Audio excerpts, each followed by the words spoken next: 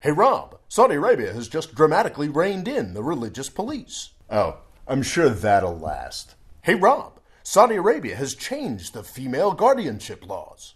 Yeah, like that's gonna make its way into the actual culture? Come on. Hey Rob, women can drive in Saudi Arabia now. Yippee! Way to throw us a bone, Saudi Arabia. I am not impressed. Hey Rob, the next in line to the Saudi throne has just announced that Saudi Arabia is turning towards moderate Islam. What? Okay, I'll admit it. Saudi Arabia surprised me. Last week, at the announcement of a new special economic zone and megacity, the Saudi Crown Prince, Mohammed bin Salman, made some striking statements about Saudi Arabia and Islam. He followed it up with an interview with The Guardian that is also pretty mind-blowing. Now, talk is cheap, and this is definitely part of a public relations campaign, but for a second there, the Saudi Crown Prince sounded like he was reading one of my video scripts.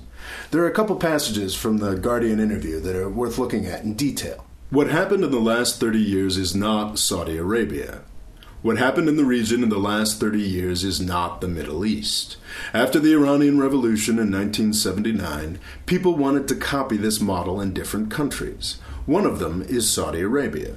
We didn't know how to deal with it, and the problem spread all over the world. Now is the time to get rid of it. 70% of the Saudis are younger than 30.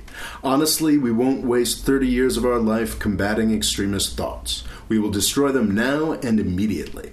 I don't think all of this is true, or even that most of it is true. The extremism of the past 30 years has definitely been Saudi Arabia, and Saudi Arabia's extremist past goes back way more than 30 years. But that truth makes these comments even braver. MBS has conceded that something is wrong with Saudi Arabia, which is something that leaders very rarely do. It's like Kim Jong-un backing off communism or Donald Trump backing off tweets. It's pretty extraordinary, and it should be recognized. But it doesn't change my estimate of Saudi Arabia's chances much. They seem to be retreating further and further into dreamland.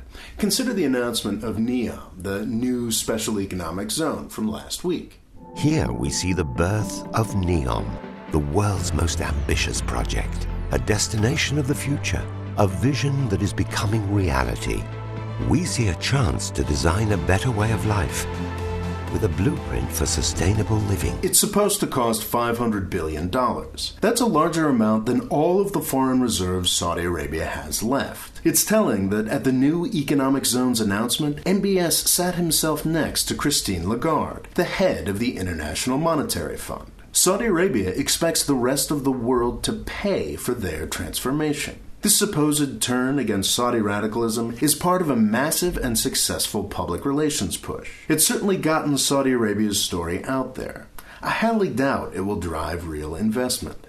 MBS has gone much further with the rhetoric, much sooner than I expected. This could be a sign that Saudi Arabia is in even more trouble than I thought. I think it's worth diving in on Crown Prince MBS here for a second. He's being constantly pitched as the new, different face of Saudi Arabia. This pitch has been going on for almost 3 years now. Every time he moves up in the hierarchy, his brand gets relaunched in the Western media. This happened most recently in June 2017, when he officially became next in line for the throne. But he's really not all that new anymore. He's had vast and growing powers since his father reached the throne back in January of 2015. Many of Saudi Arabia's recent missteps were all MBS. As Minister of Defense, he launched the horror show in Yemen. The Qatar crisis, an attempt to isolate Iran that has backfired completely, is thought to be another MBS brainwave. The Crown Prince's almost 3-year romance with the Western press has hidden fundamentals that look worse and worse for Saudi Arabia. The foreign reserves are down to $480 billion from $737 billion just 3 years ago. The Aramco IPO that is supposed to fund big projects like the new economic zone is being delayed. And some people are beginning to question whether it's even going to happen at all. Despite the slightly higher oil price, Saudi Arabia is still running out of money. Very much so.